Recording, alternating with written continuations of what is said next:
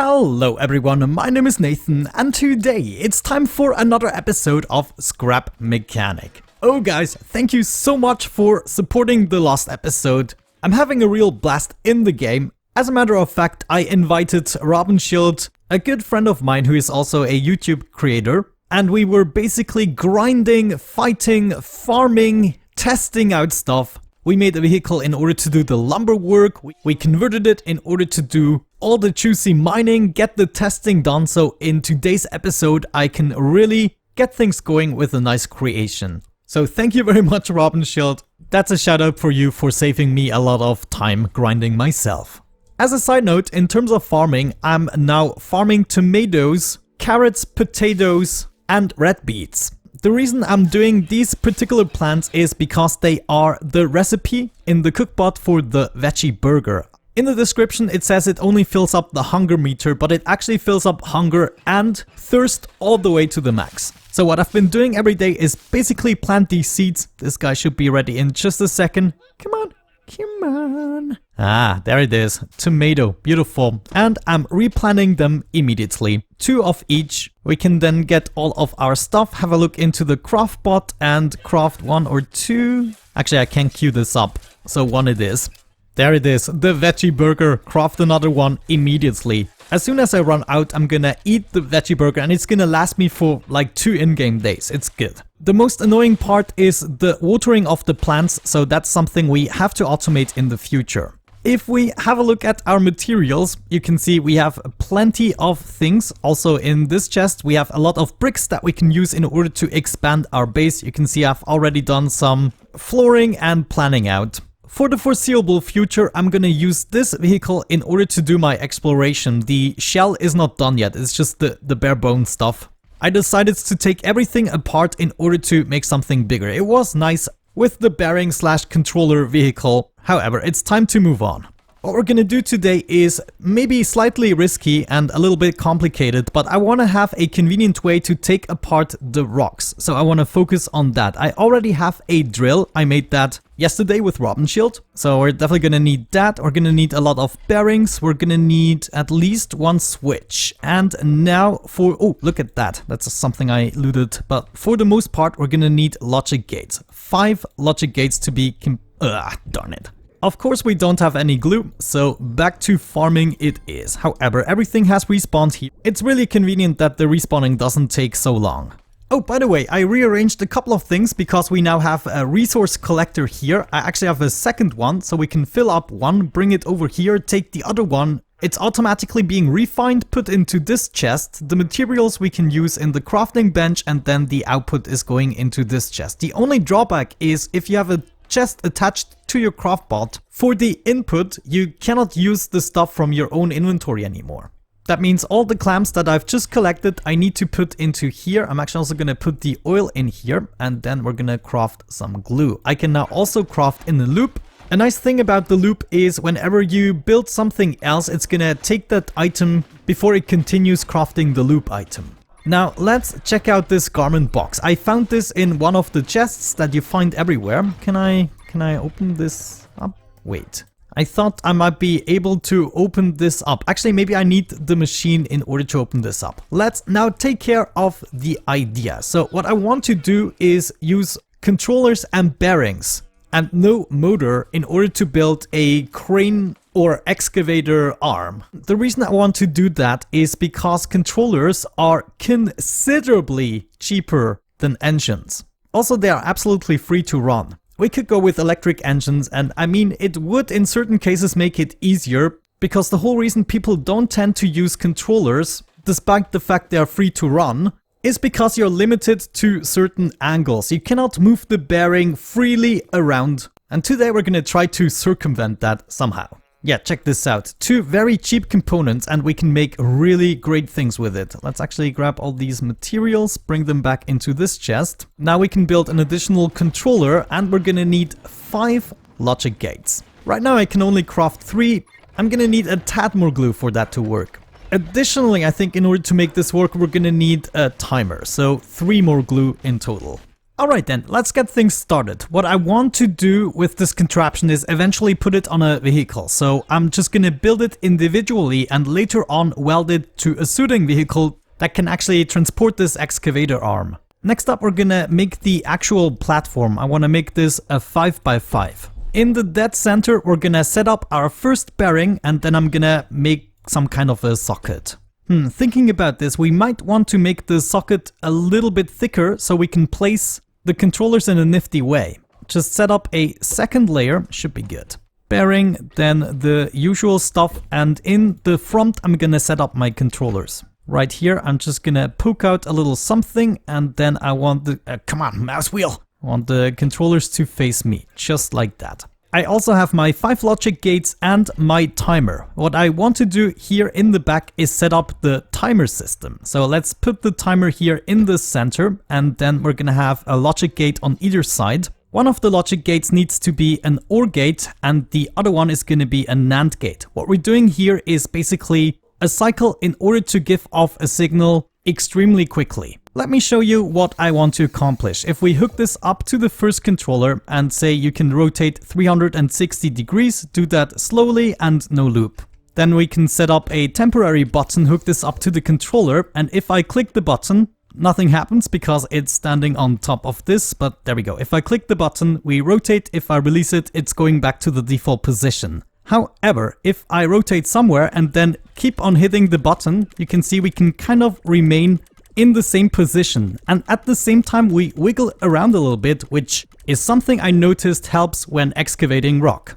That is the basic concept of this contraption. So we are just gonna wiggle in order to keep the crane in place. One drawback, of course, is we don't have quite as much of a smooth control as with using engines, but it's definitely gonna be much more resource efficient. Of course, I don't want it to wiggle around the entire time, so we're gonna set up a switch that allows us to shut this off. Alright, let's do the timer loop here. We want to go from the switch to the OR gate, then from the OR gate to the timer, from the timer to the NAND gate, from the NAND gate back to the OR gate. There we go, you can see it's flicking all over the place. If we flip on the switch, it's gonna stop that. We then want to go from the OR gate to all of our controllers, so they all have the functionality to stay in place with this timer loop right there. And if we actually hook up the controller again to our bearing, this should theoretically work. Let me test that. Yeah, there we go. Taking it off the lift, we can see nothing is happening, but if we turn this on, it's starting to wiggle. Now imagine we have a button. Well, you don't even have to imagine it because I have a button. I can hook it up to this OR gate right there. Okay, rewind this entire thing. I just noticed, of course, I don't want to take the OR gate that I have in my loop in order to activate the controllers. I want to activate an OR gate for each controller individually. So we have to install 3 OR gates first. I'm gonna slap the gates right on top of here. These should all be OR gates. Each of these OR gates is gonna activate their respective controller, and then the OR gate right here that is giving the trigger is activating all those OR gates. This way we can have all the 3 systems independently. Of course it has to be nighttime. Maybe I can give us a little bit, oh, well, it's pathetic, but better than nothing. Ah, okay, I see my mistake. I don't actually want to hook up the OR gate because of course the OR gate is always on if we don't wiggle, and that's not what we want. However, we can use the NAND gate that is off in this case right there, and now I should have full control because I can use the button in order to turn. If I release the button, it's of course going to go back to the default position. If I enable the timer, however, I can rotate, and there we go, it's now staying in place. If I want to go back, I can simply turn off the timer and we're going back. Nice. Okay, let's do that for the other things as well. Stop. By the way, I'm sorry I'm doing this during the night. I hope the editing software does a good job lighting this up. But essentially, I want 2 more bearings. One that is capable of bringing the arm forward, and then another one 90 degrees into the other direction, just like you would be used with an excavator. Yeah, I would say we want to go up approximately 10 blocks. That should theoretically be enough. And then we are going to build outwards here a little bit. Let's also do 1, 2, 3, 4, 5, 6, 7, 8, 9, 10. And then in front of here, we want another bearing for the drill bit finally. Now this might be motorized And you know, if this contraption actually works, I'm gonna rebuild it in a much more beautiful fashion, so it actually looks more like an excavator. Anyways, the second controller is gonna control this bearing. The third controller is gonna control this bearing. We want to be able to go forward. Yeah, that's good. And we want to be able to go like so. Yes. Let's say for the second controller, 90 degrees obviously should be, you know, the maximum. So 90 degrees, slow. And then the other one can probably go a little bit more. Let's do 105 degrees and see how that actually feels like. Of course, now we have to hook up all of our switches. Let's do this on top of here. 1, 2, 3, and these are all gonna connect to the OR gate below them. Okay, now theoretically, everything should wiggle, right? Let's actually test this out. Go down. Yeah, I think all of the bearings are wiggling. That kind of looks funny. Oh, that's an interesting spot for the lift to go, but alright, I take it. That should allow me to bring it. Yeah, this is actually really convenient. Let's maybe put it to the test. I'm gonna try to weld it, actually. Can I take you and put you right? No, that's not working. I think I have to put it down first and then weld it. Well, please stop. That side, weld it to there. Okay, sweet. Gonna need a little seat to have control over all this. So this is the wiggle functionality. Then we have the turning. Here is the up and down, and here is the moving forward part. Okay, that rotation is working. Oh, that's not working. Second button is not working. That rotation is working. Let me actually put this into a better default position. The third one should be maybe minus 60 degrees. Stop. Okay, perfect. And then for some reason this button isn't doing anything. It's hooked up to... Is it? Yeah, it's hooked up to the OR gate below it. The OR gate... Ah, there we go. That's not hooked up to the controller yet. And that is because I accidentally hooked up this to the controller. Yeah, this should be hooked up to the OR gate and not the controller. Ah, darn it. This is now going to allow me to hook this one up. Great. And now also the second button should do something. Yeah, it does that. So we first want to do that, and then we can also do that. And if we enable the wiggle functionality, it's going to remain where it is. Ah, this is great. However, these controllers are pretty quick. I thought they might be a little bit slower. So I can just turn this off and put this back. Great, now we just need to put this on a vehicle and we can take it anywhere. But let's maybe put it to the test a little bit more. I'm gonna cut it off right there. I forgot something really important. What happens if I put this down? Ah, nothing, okay. I forgot something really important. We need a crappy little engine and some gas in order to power the drill for the time being.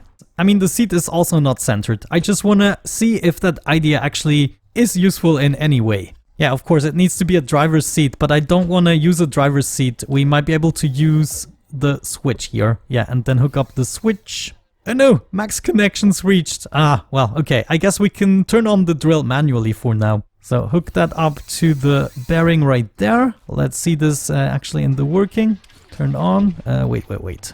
Yeah, there we go. Okay, that's working phenomenally. Cool. Now all we need to do is take this to the nearest stone location. I think, yeah, there's something over there. And we're gonna test it out. So I'm just gonna put it down here quickly, take off the lift. Maybe we have to turn off the wiggling. I'm gonna take my weld tool, take that bit and actually put it here. Is it facing the right way? Yeah, this is perfect. Now it's welded to the ground. Take it easy. And we should be able to get this started. Okay then, let's finally do this. Drill on, and we wanna... What do we wanna do first? Turn around? Oh yeah, of course, the wiggly effect. Turn around, then do that. No, do that. Oh yes. Here we go. Here we go. Turn a bit more. Yeah. Oh. This is a little too close. Let's go back. Oh, yes. This is amazing, and this all functions without using fuel. I mean, if we wanted to, actually we could do that in today's episode as well. We could also turn around the drill bit using bearings. And then once we loosened up all the big rocks, we just turn everything off like that. Oh, yeah. We get out and turn this off as well. I mean, in the future it's going to be part of the bearing system, if that even functions. I'm not sure if we rotate the drill quick enough with bearings only.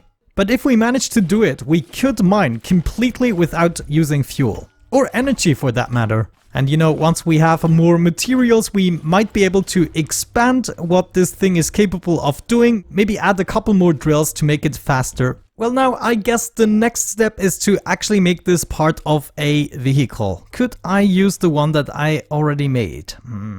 I think the one I already made is more for exploring. Let's cut this off and we're gonna bring it back to base.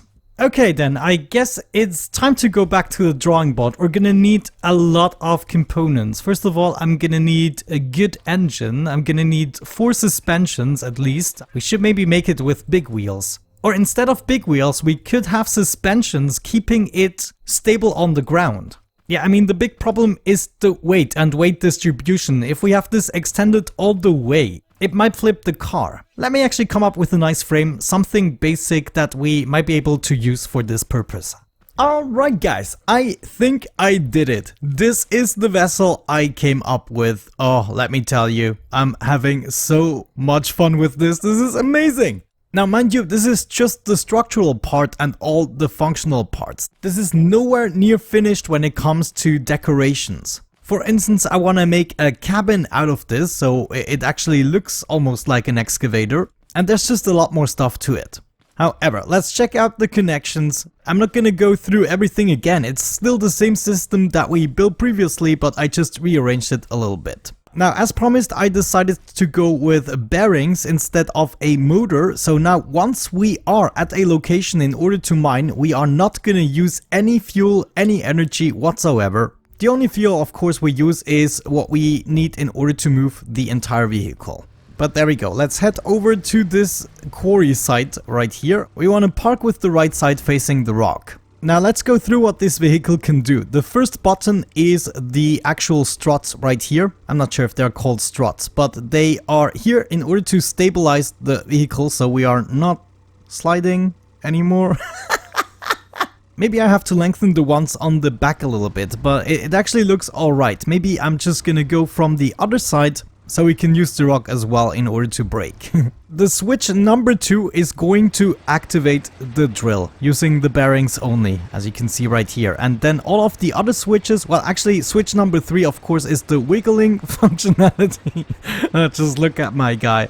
I love this game. Number 4 is of course to turn the cabin. Then number 5 is to bring the arm up. And then number 6 is to extend the arm. So let's go ahead, turn our cabin right, then we're gonna do that and some of that and that. Oh yeah, I'm so gonna love this, guys. Go down a bit and over, yes. Wait, no, I tend to use the wrong button still. I have to get used to this. And then of course I can still, you know, drive, and then once I am satisfied with my new position, I'm just gonna set up the struts again. And now we can do some of that and some of that. I just noticed this is the maximum I can turn. Maybe we can add a couple of degrees to that. But look at this. This is really working, and I can take myself my sweet time. I mean, it's not using any fuel as long as I'm just standing there. Now, how far can I take this? I can't bring this down anymore. Okay, so we have to do some adjustments here. Let's have a look into this controller. Let's see, we want to go more than 120 degrees. 180? Maybe? Nah, that's too far. Because if I can turn 180 degrees, then I can probably destroy my own vehicle. Yeah. That looks about right. 150 degrees as a maximum. Then we want to be able to go down lower. That is the second controller here. I should do this in first person really. But let's see, we want to be able to go down maybe 180 degrees in this case. Let's actually test this out. Number 5, go down, how far? I can go down up to here. Let's find the sweet spot though. At the moment I think it's colliding with the vehicle. Yeah, it's definitely doing something. Go down to 150. Okay, that looks about right. So we still have an angle and it's not doing any weird collisions. Then number 6, I want to be able to extend and even move up a bit. Okay, number 6 is actually fine. If I now hit number 3, I can just go ahead and put this all into the default position automatically, which is amazing. And of course we probably want to turn off the drill. Cool stuff. Let's go ahead and actually wrap this up here. Now I can also extend all the way to this rock. Move over a bit, help out there. This is great. Look at that. We are really doing it. Can I move over more? Yeah, do some more of that. Great. Oh, I'm enjoying this. And of course, this is just the beginning. I mean, once we can set up greater machines, greater things are to come. And then, of course, we can just drive over everything in order to pick it up with our resource collector, as you can see right there. Of course, we can also conveniently mine in front of us. But in order to do some precise work, of course, we can always release the vehicle from the struts and not do crazy things like that. Come on, don't oversteer. And then pick these up, shut that off, and yeah, there we go. Now we are folded in again. This is absolutely amazing. You know, really what I like most about this contraption is the wiggling part. This is just absolutely amazing. I mean, it doesn't even look glitchy. The FPS is also absolutely fine. Maybe we could make the arm slightly longer. That would make it even more convenient, but I shouldn't be too lazy. I mean, it's probably long enough. I'm just already thinking about the improvements we can do, and I'm slowly but surely getting better with the controls here. Yeah, once you get the hang of it, it's really not that hard. I mean, I know I took a long time to take this apart now, but I'm getting used to the controls now, and it feels like I will be doing a slightly better job in the future. There we go, that's the last of it, I think. Let's shut everything off. Drive over the last stuff here. My storage isn't full yet. But now it is full. Did we leave anything behind? There were 1 or 2 pieces rolling down. I guess for now we're just gonna attach them to the vehicle and we're gonna drive back. I think this is pretty successful. And then maybe in the next episode we can give this vessel some character. This is actually pretty fast. Park it right there. Beautiful. We're gonna grab this bad boy, put that here. Oh, why are you not working? Object is busy. Ah, you had something in your output because the chest was probably full. But there you can see it in the working. Once this is empty, I'm just gonna put it back on my excavator and we can be quite efficient. Okay, with that out of the way, I would say we're gonna wrap it up for today's episode. Thank you so much for watching, guys. I hope you enjoyed it. Have a great time and see you soon. Bye bye.